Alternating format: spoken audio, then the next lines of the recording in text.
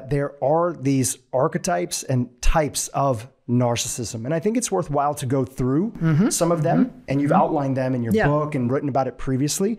Can you walk us through those? Yeah, so the most classical form of narcissism that we most often think about is grandiose narcissism. And the grandiose narcissistic person is almost like our armchair textbook definition.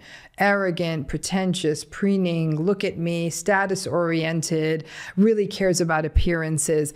Interestingly, of all the types of narcissism, grandiose narcissistic folks kind of have the best outcomes, believe it or not, because they're not as victimized. Like, as long as things are going generally the way the grandiose narcissist wants, I'm not saying it's a healthy relationship. I mean, we're talking about really like matters of like, you know, what's the best worst disease to get kind of thing here, right? So it's really a matter of, though, the grandiose narcissistic person really cares about appearances. They're very, very forward facing, right?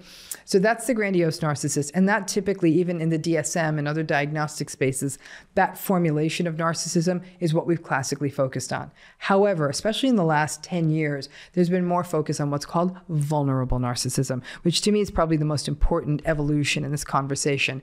And the vulnerable narcissistic person is the one we often miss because they're not quite as charming, charismatic, shiny, compelling. These are folks who are sullen, petulant, resentful, victimized, passive aggressive. They are angry at everyone in the world. They feel like everyone has gotten more than them. Why me? Woe is me? Witch hunt? Everyone's out to get me.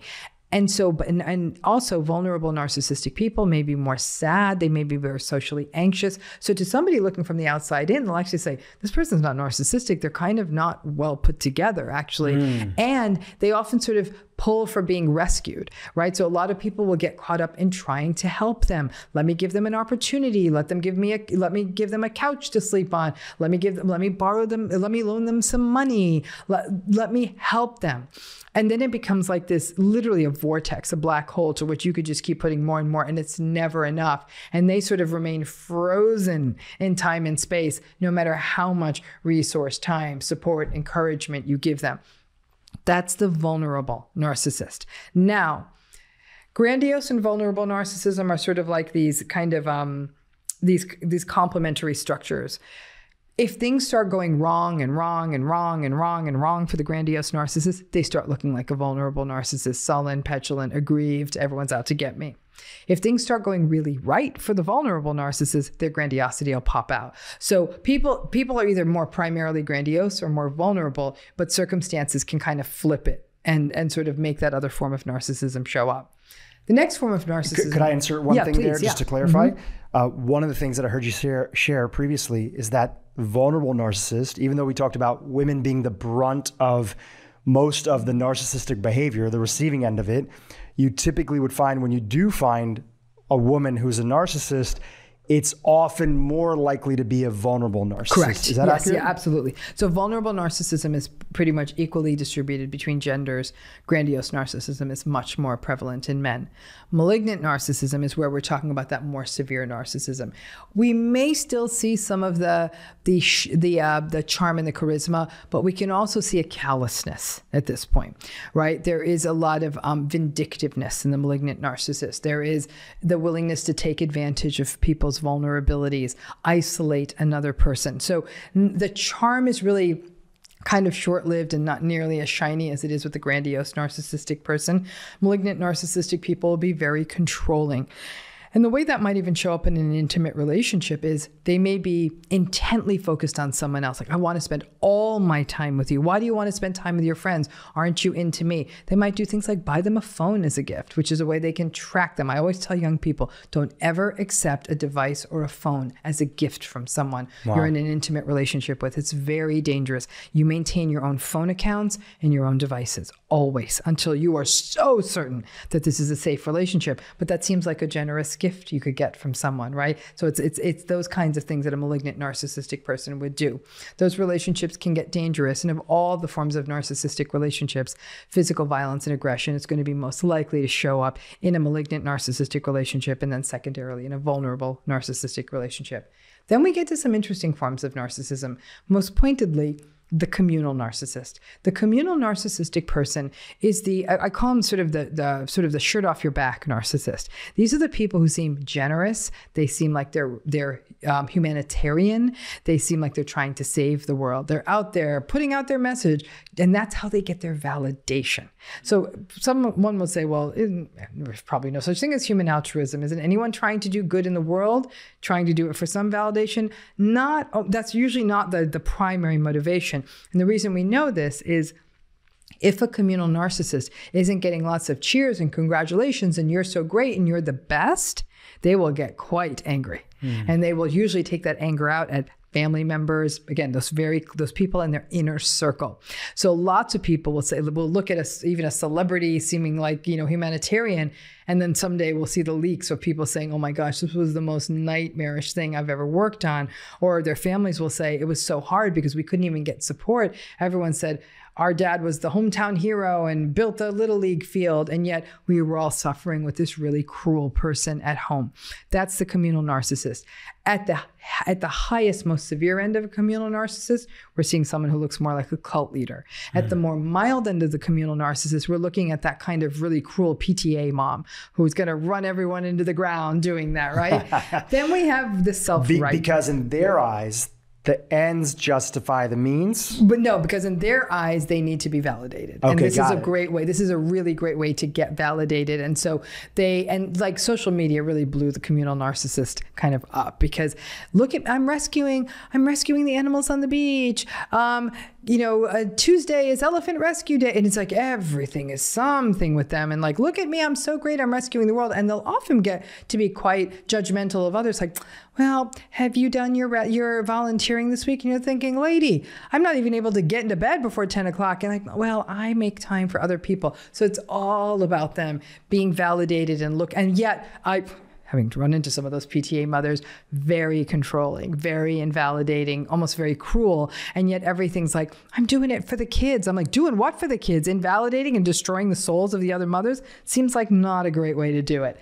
Then we have the self-righteous narcissist. The self-righteous narcissist, actually back in the day, that was a personality style called the anancastic style. It's like an obsessive compulsive style, not like OCD obsessive compulsive, but like obsessive in terms of obsessive with regard to detail, morality. These are often people who are very workaholic. They are judgmental. They are very, very stingy with money. They're punitive. They're cold. They often live very, very, very rigidly, obsessively ordered lives, like everything just so. And if anyone messes with their schedule, listen, if somebody wants to get up in the 4 a.m. and drink goat milk with kale, you do you let me keep sleeping and don't judge me for not. But these are the folks who will shame other people. Well, I live better than you. I am better than you. And they're the folks who'll say if dinner's at 6 and someone has got sick kids and is quickly trying to gets there at 6:15, they'll say, well, dinner is at 6 and we have eaten. And so it comes off as very moralistic and cold. And if you grew up with a self-righteous, narcissistic parent, it is a horribly cold, cruel, invalidating experience because a child feels like they're constantly being judged. These are kids who will say, we were very anxious as kids because we had to do everything they said. The rooms, it was like military, bedrooms, and the schedules were like that. And the the dinner table was such a fraught space. So it's a very, very cold, invalidating, like I said, moralistic, judgmental, work above all, shaming anyone who's had bad luck. The kind of thing like, well, if you'd saved your pennies, you wouldn't be in the situation. Not accounting for they'd lost their job and then they got very ill. Then there's none of that. Like if you'd lived your life like me, everything would be fine. So there's a real lack of empathy and an entitlement in that style that comes out in a really self-righteous way. It's so helpful to hear you break them down because I can imagine that everybody listening is going to be thinking that there's probably at least one person that they know and could even be somebody who raised them. Correct. That very was in commonly. Space. Very commonly. Yeah. And with all of these across the board, I think the thing that is important to remind people is that often, because it takes many years, and in the case of children, you don't know that your parent is narcissistic when you're younger if you were unfortunately raised by somebody like that. So many people who are listening today who are saying, okay, yeah, this feels like somebody that's in my life, they also, regardless of what type it is, they have felt at some point in time that they were the cause or they were to blame. Where does that come from? Right. So we as human beings are oriented towards attachment and connections. We need human relationships. Now, obviously, that's most pointed when we're children. To survive, we need attachment. There's no plan B. There's no other parents we can find. So we got to make the people we've got in front of me. That's why children can endure horrific abuse and still try to remain connected to a parent, because that's all we've got. But as adults, that doesn't go away. Our need for attachment persists. It's a very central core part of being a healthy human being. That means that when we're in a close relationship, and these kinds of invalidating, negating, manipulative patterns show up, our first go-to isn't, I'm out of here. For many people, it's, how can I make this work? How am I contributing to this? And the more we can internalize it within ourselves, internalize the blame in ourselves, the more we can do something about it. So the child not only is told by the narcissistic parent that their needs are shamed, their emotions are shamed, their wants are shamed. The child is basically put in a position where they exist to serve the parent rather than the parent protecting them. There's no psychological safety in these spaces. So the child has to become smaller and smaller and smaller, and exactly what the parent wants them to be able to survive in those systems. So when that child goes into adulthood, guess what they're going to keep doing in relationships? Be small and not show up in their whole self, because they're convinced if I do that, I'm not going to be able to be close to someone, right? And that's a very felt sort of an experience. So the child blames themselves. I'm a bad kid. I'm not enough. I'm not smart enough. I'm not good. I'm not a good kid. Basically, they internalize that. That becomes their identity, the identity of damage, the identity of shame, the identity of not being good enough, because that's in essence what the parent is implicitly communicating. That again, dogs a person into adulthood. But if we can take this on ourselves, we can remain attached. Right? But if we see it in the other person, well, then that's a call to action to saying, this isn't good for me. And then what? Then sort of the axiomatically, it means we got to go. And so anything to take away that we got to go. So we hold on to things like hope, or what can I do? Or how can I fix this? Or almost not seeing it. Like there's a dissociative quality when we're in these relationships. There's a phenomenon that Dr. Jennifer Fried calls betrayal blindness. We conveniently kind of don't see these things that will get in the way of us maintaining an attachment. Cognitive dissonance. We don't like it when the pieces don't fit. This is my spouse. They're really mean to me. How do I make the pieces fit? Maybe they just had a bad day. Maybe I'm not keeping the house clean enough. Those things are all put together. By the time it's done, a person truly believes they're the bad one. And then you throw some gaslighting on top of that. And the gaslighting where the narcissistic person is literally telling you not only you're wrong, but there's something wrong with you. You hear that enough, you believe it. And so then the person in the relationship feels as though there is something wrong with them. And without somebody explaining what's going on, then they're going to hold that on as an identity. And that's magnified if they grew up with a narcissistic or invalidating parent. Wow.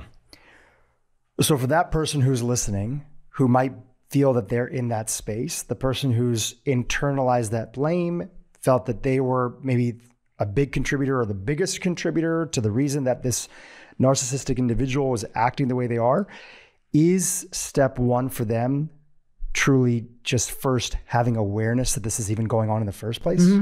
So I think that we're in an era where we feel things in our body before we feel things in our mind. So people will say, I am so wiped out after spending time with them. Or like, I'm just not feeling well. Or once we give name to it, like, yeah, you don't feel psychologically safe, right? It's starting to give name to what people are feeling. But people will say like, why am I dreading going? Like, why am I procrastinating going to their house?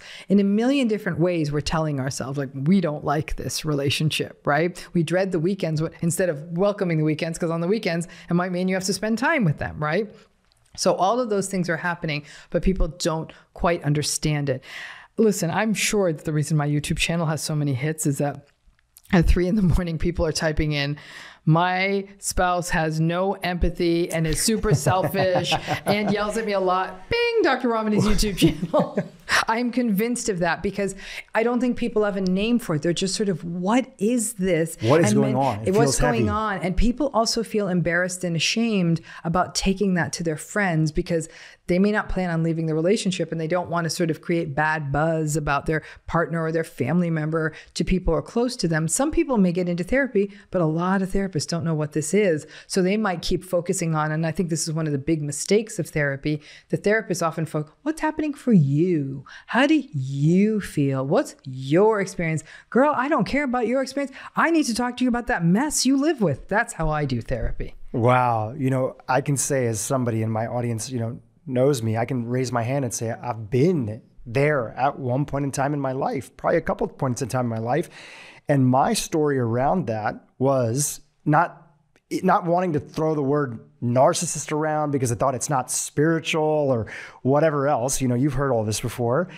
I've felt, this is a difficult personality. They have wounds that are driving them. I can see some of those wounds. I have to be stronger to manage that, which I know now isn't true, but I'm sure you've heard that from people. Oh, and I'm sure many people listening to this still feel that way, because I think this is where the toxic positivity movement has done a lot of disservice to people in narcissistic relationships who said just that. Well, they're wounded, so I need to be better. I'm like, no, they're wounded. They need to take responsibility for their wounds. Like, no human being should ever be enlisted into the role of being another person's punching bag or pacifier. That is not how life works. And so and the fact of the matter is that the narcissistic person will gobble the other person up alive. They don't care. I think it's getting your head around that this person actually doesn't care. They may even be like, people say, but they're so smart. They're so smart. How could they not care? I'm like, why do you think smart and care have anything to do with each other? They are so smart and they don't care. That can be one sentence. And I think people struggle with that. They'll say, wow, they're really good at this, or they're such a good cook. I'm like, good. They're a good cook and they don't care. Like, you can have this as one sentence. So people are coming up with these strange constructions, but I hear you when you say that they do have wounds. And there are many, the vast majority of wounded people out there do the work. They go and they face those demons, painful as it is. And that is something that narcissistic person could do. But again, it's a choice not to. And that's the hardest part of all of this. But I also know that not everyone can walk away. This isn't about walking away. That's not the only path forward. It's knowing what it is and knowing how to engage in it. So if somebody never listens to you, talks over you, has no empathy for you, has no interest in you, laughs and mocks you, laughs at you and mocks you when you share an emotion, tells you you're ridiculous and gaslights you, then that really should be a wake-up call that you shouldn't be sharing anything with them. You want to talk to them about the weather? Do it. You want to talk to them about the Dodger game? Fine. But don't talk to them about anything else. I mean, it's the equivalent of having a really precious antique in your home and giving it to someone who's drunk and careless and is going to drop it on the ground. In fact, that's one of the tips inside of your book, is this idea of, like, we all have some of those people in our lives, and maybe it's a boss, a coworker, a parent who's getting older, and different forms of narcissism might come out. It could be anything. It could be a partner. And in those situations, one of your big things is don't engage, or engage as minimal as possible. Yeah. You just kind of broke it down, but I think you have a framework for that, right? I say, don't go deep. Don't defend. Don't defend. Don't engage. Don't explain. And don't personalize. What types of relationships in our life, as an example, because I'm sure there's some relation like that may not work with a spouse. True, it will. Potentially, it will? Absolutely, because you're not engaging, right? So when they say, why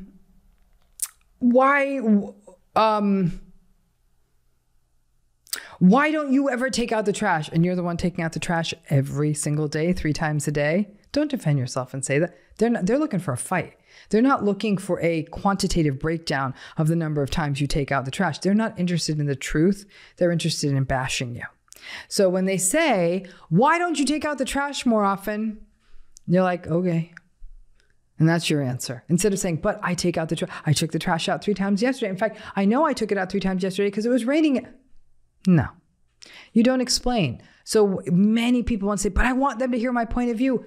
They're not listening. They're not listening. And sometimes people say, but I want to defend myself. I said, if you want to, then do it. Then be prepared to be gaslighted. Be prepared to be talked over. Be prepared to be humiliated. So I'll say, do whatever you want, but then you need to be prepared for what's going to come back at you. And if you don't want those things to happen to you, then don't do it. So, and I think people get sad. They're saying, are you telling me that all there's really left to talk about with my spouse, if I don't want to fight with them, is the weather and the change of season and that the freeway might be closed this weekend? I'm like, yep. And they'll say, I feel really sad. And I said, let's compare it to what this relationship's been. And like, yeah, that's been really sad too. So I think that this don't go deep really shows the relationship for what it is. And there's a lot of grief. This whole process is riddled with grief. People wanted these to be not just marriages that lasted, but marriages that were healthy and had depth. That they will never have. And so radical acceptance is you can stay, but this is never going to be a deep, intimate, connected person who stands by your side on tough times relationship. It's just not. So you better start building up the supports who will be your people when you do have your tough days, when you need that ride to a chemo appointment, when you need someone to talk to you, when you get scary medical news, when you're going through a dark night of the soul after you retire, whatever it may be, it ain't going to be the narcissist. Hey, if you like this video, check out the next clip and I'll see you there.